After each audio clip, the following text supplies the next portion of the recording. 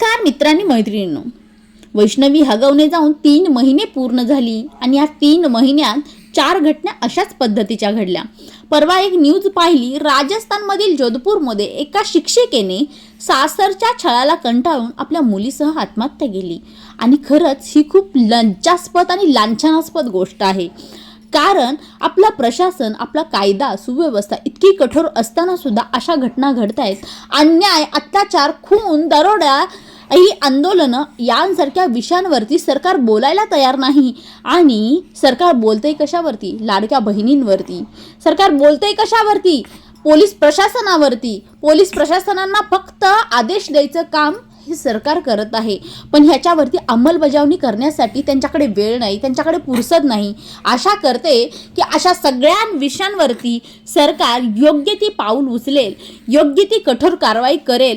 आणि एखाद्याला जर कठोर कारवाई मिळाली ना, 1000 वेळा लोक विचार करतील हुंडा घेण्या अगोदर।